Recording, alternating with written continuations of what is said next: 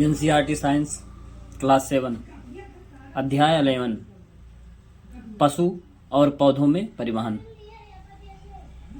अधिकांश जानवरों में शरीर में परिसंचारी रक्त शरीर को विभिन्न कोशिकाओं को भोजन और ऑक्सीजन वितरित करता है।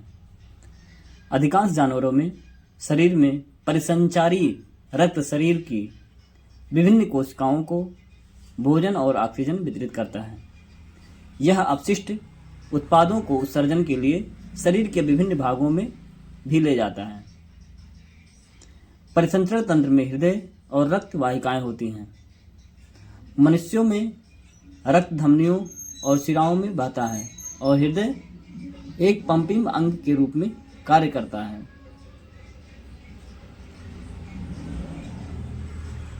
रक्त वह तरल पदार्थ है जो रक्त वाहिकाओं में प्रवाहित होता है।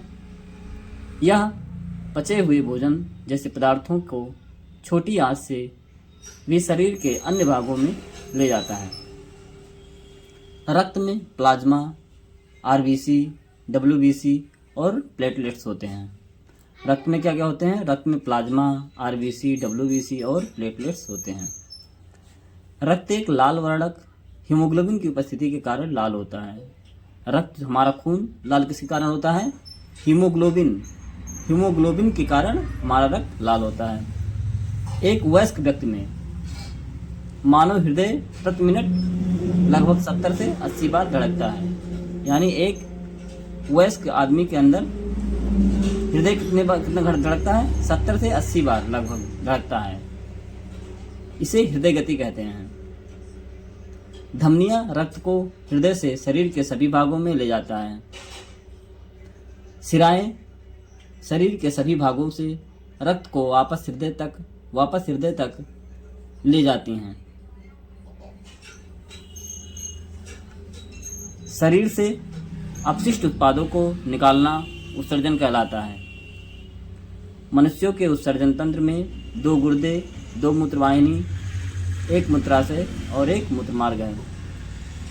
मनुष्य के उत्सर्जन तंत्र में क्या क्या है? 2 गुर्दे हैं, 2 मूत्रवाहिनी, 1 मूत्राशय और 1 मूत्रमार्ग होते हैं। नमक और यूरिया पानी के साथ पसीने के रूप में निकल जाते हैं। नमक और यूरिया जो होता है हमारे शरीर से कैसे निकलता है? पानी के रूप में निकल जाता है, पसीने के रूप में निकल जाता है। पानी, नमक और यूरिया पानी के साथ पसीने के रूप में निकल जाते हैं। मछली अमोनिया जैसे अपशिष्ट पदार्थों का उत्सर्जन करती है जो सीधे पानी में घुल जाते हैं।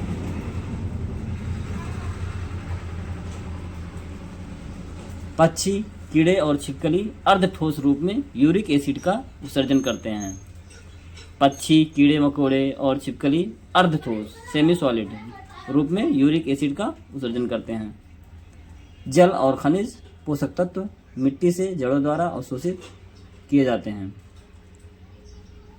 जाइलम नामक संवहनी तक के माध्यम से पोषक तत्वों को पानी के साथ पूरे पौधे तक पहुंचाया जाता है। पौधे के विभिन्न भागों में भोजन के परिवहन के लिए संवहनी ऊतक फ्लोएम है।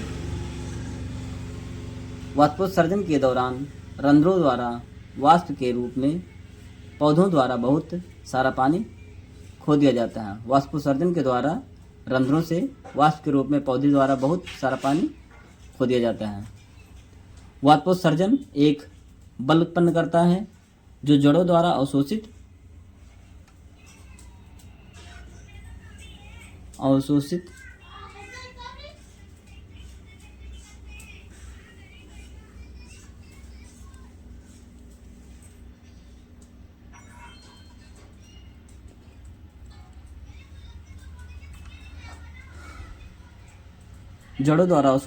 पानी को मिट्टी से खींचकर तने और पत्तियों तक पहुंचाता है।